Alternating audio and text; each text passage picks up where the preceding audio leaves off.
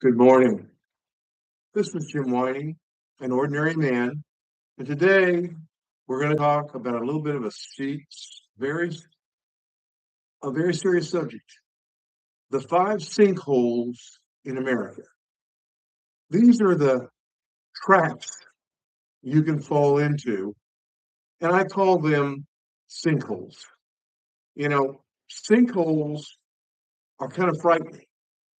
They could be as large as 6 miles, and they could be as deep as 600 feet. They can be as small as 1 foot and 4 foot across. But what they are is they are the collapse of the Earth's foundation. They are a destruction to society above and below the ground. This kind of makes life very untenable around you if you're next to a sinkhole. And unfortunately, today, I think we have many ways to get trapped into the wrong thinking, but there are five that I'm going to address very briefly this morning for you to think about.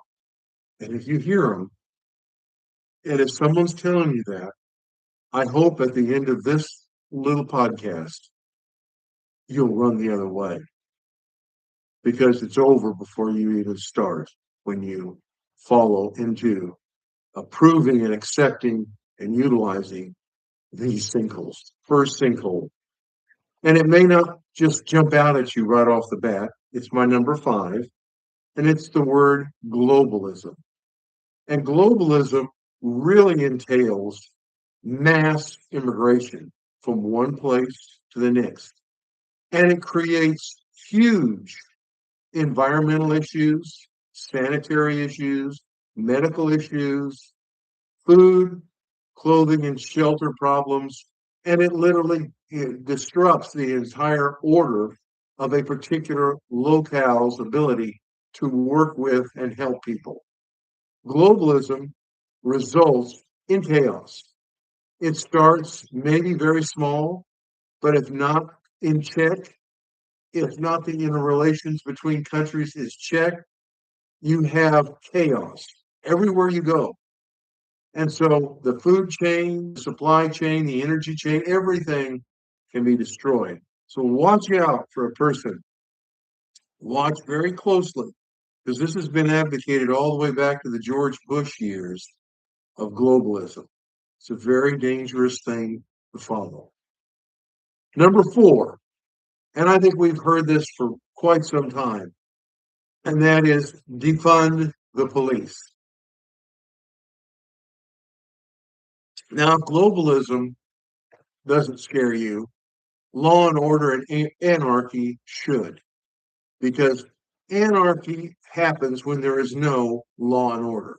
When the structure is set up professionally and economically to protect society, that means people and property, and it is no longer there, you as an individual, and I don't care where you live, what ethnic group or racial group you're part of, you are at risk.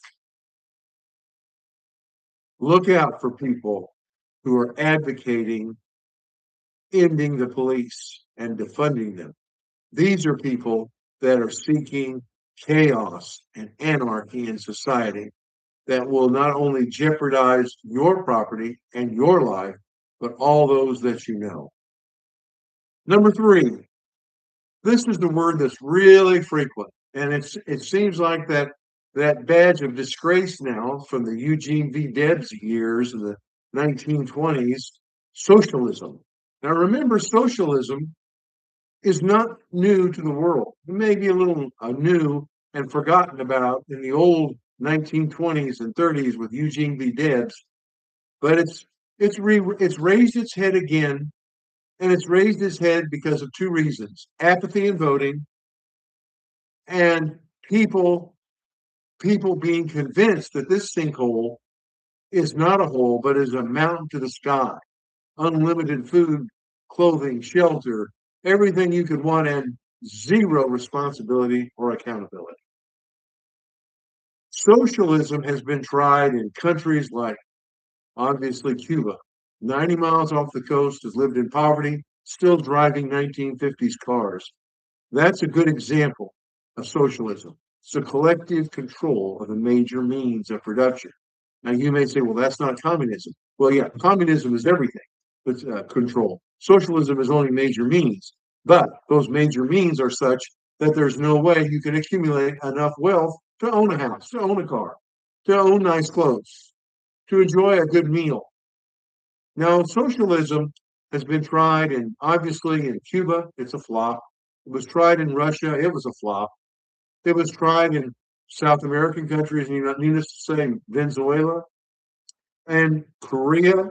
These are places where not only do you lose your economic incentive to work, to become successful, to receive some rewards, but you live without human rights because the enforcement of socialism requires a dictatorial country.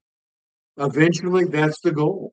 So that you have not only through your apathy, but also through your falling into a sinkhole mentality, you have adopted an economic system which destroys your freedoms, destroys your religious, political rights, and your economic opportunity to advance based upon your ability. You are literally as good as the worst people in that society. Think about that. The worst kid in class is going to dictate your success in life. That's socialism. That's not capitalism. That's socialism. When they mention that word, boy, just run the other way because that's a person that doesn't want you to succeed in life or have the joy of being rewarded for what you've done. A good example in this country of the fruits of socialism is number two, California. Mass migration from that state. The state has the highest income tax, highest property tax. It has the highest poverty rate. It has the highest homeless rate. It has the highest drug use. Why? Because people want to escape from their society of pain caused by socialism.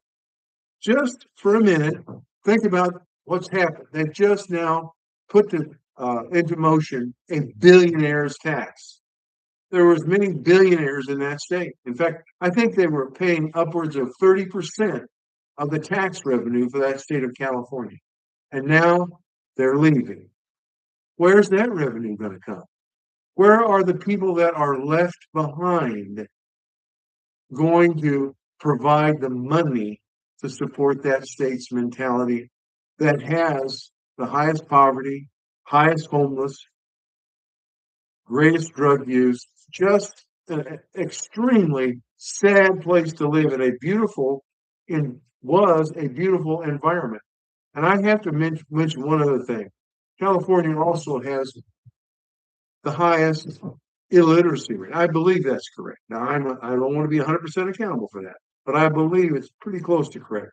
Their illiteracy rate literally puts a person into a handicapped state being able to advance beyond the minimum wage. This is a country founded on English. It's okay to speak German. I can. It's okay to speak Spanish. Many can. It's okay to speak a different language, but you need to have a strong grasp of English to survive in the working environment. And when you're illiterate, when you can't communicate in the country's language, this is one of the repercussions, of course, of globalism. Then literally, you become a slave. And that's what socialism does to you. It puts you in a situation, mass immigration, mass migration, that situation makes you a slave of a slavery system called socialism. Socialism creates not only a loss of civil rights, it also creates personal slavery. It's just beyond incomprehensible that these four first sinkholes would even come to this country. But they are here, they are prevalent, and you have to run from them. Anyone running for office from what they're saying. And you need to give up that voting apathy and make certain these four sinkholes are done. Because there's really there's only one other stupid sinkhole that this country is now suffering from. And that is Jesus never existed. You know, in a courtroom, what do you need? Witness, collaboration for a testimony to stand in place. Over 500 people witnessed Jesus after, and that is after his crucifixion, most of which, or many of which, were not his followers. And you had thousands that witnessed his 3-year ministry. And the information to this is so significant that for a person to run away from it, they would run away from two things. And that is accountability and love for your fellow neighbor. Jesus, as corny as it may seem to you, maybe from a person who says, yeah, I believe Jesus, but you have no evidence of it, the book of James. Jesus is the only answer to responding to the sinkholes of socialism, anarchy, of defunding the police, global chaos, and social unrest. They're not here because of capitalism.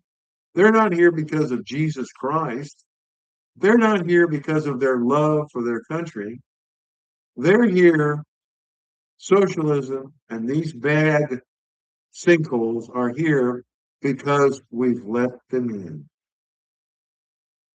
We have let them in. We need to open up our eyes right now. Walk away from those who are following these sinkholes because it will bring the country down. Listen to Jesus. Be careful with people who are not following common sense, practical solutions that we have been given for centuries to utilize to form our Constitution, to form our Bill of Rights, to provide for a country that is based upon the Word of God. Before I leave you today, I just want to say a couple of things. I want to do a shout out to some good ministries that we're in contact with on a frequent basis. Church of the Harvest in Branson, Missouri, by the founder of Acts Ministry, Dr. Paul C. Collins. He is doing so many unique things there in Branson. It's reviving that lost spirit that Branson was recently had to fight with, because that city had, and still has, the touch of God involved very closely.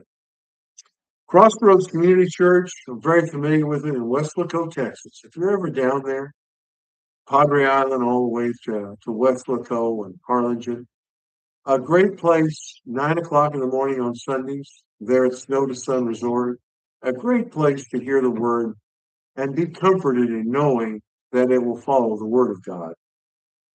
And then a good business, a giving business called With All My Heart, WAMH, run by Andrea Todd Carter. What a wonderful thrift store it is. And it's in Ozark, Missouri. Don't miss it. Great stuff. Good place for donations. Just a true example of Christianity in business.